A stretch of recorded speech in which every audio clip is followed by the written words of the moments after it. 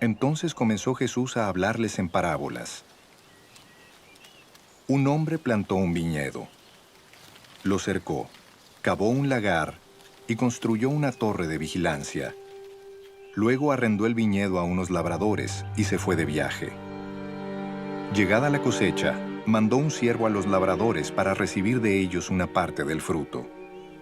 Pero ellos lo agarraron, lo golpearon y lo despidieron con las manos vacías. Entonces les mandó otro siervo. A este le rompieron la cabeza y lo humillaron. Mandó a otro, y a este lo mataron. Mandó a otros muchos, a unos los golpearon, a otros los mataron.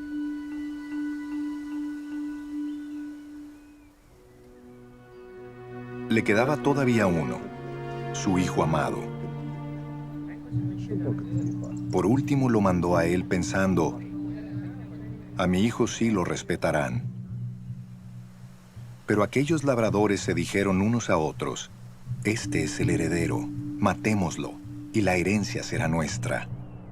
Así que le echaron mano y lo mataron, y lo arrojaron fuera del viñedo. Querido amigo, cuando tratamos los principios generales de interpretación, debemos recordar que las parábolas nunca deben ser tratadas como una alegoría, y que no se debe buscar un significado para cada detalle. Recordemos que originalmente las parábolas de Jesús no estaban destinadas a ser leídas, sino que fueron dichas y su significado era el que tuvieron para los primeros que la escucharon.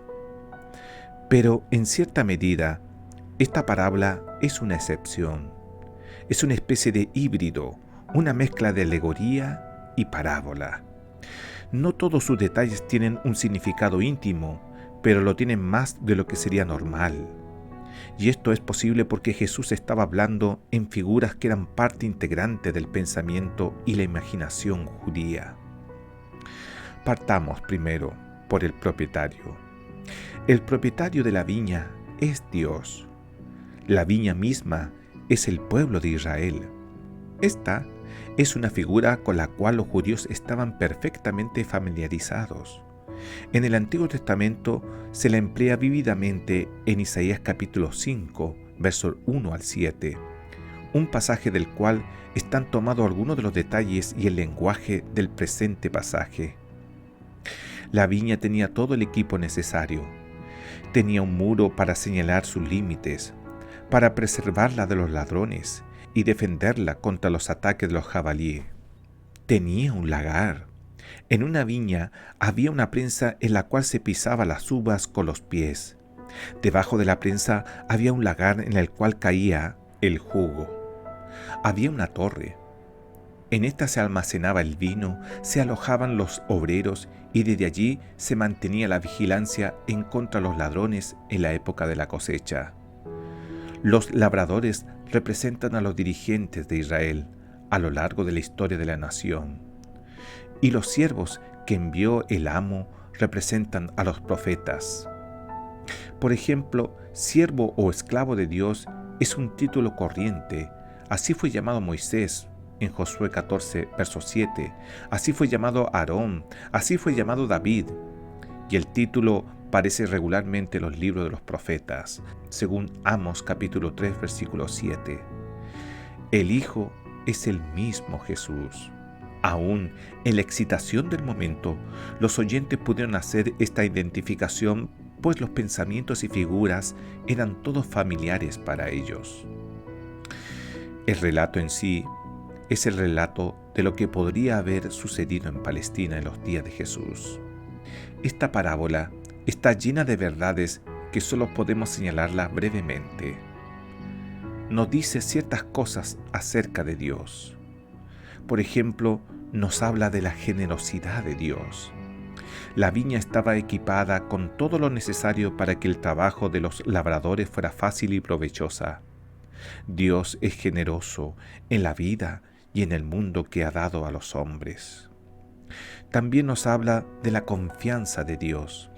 El dueño se ausentó y dejó a los labradores que ellos mismos manejaran la viña. Dios confía en nosotros, lo suficiente como para darnos libertad para llevar nuestras vidas como queramos. Como alguien dice, lo lindo acerca de Dios es que nos permite hacer tanto por nosotros mismos.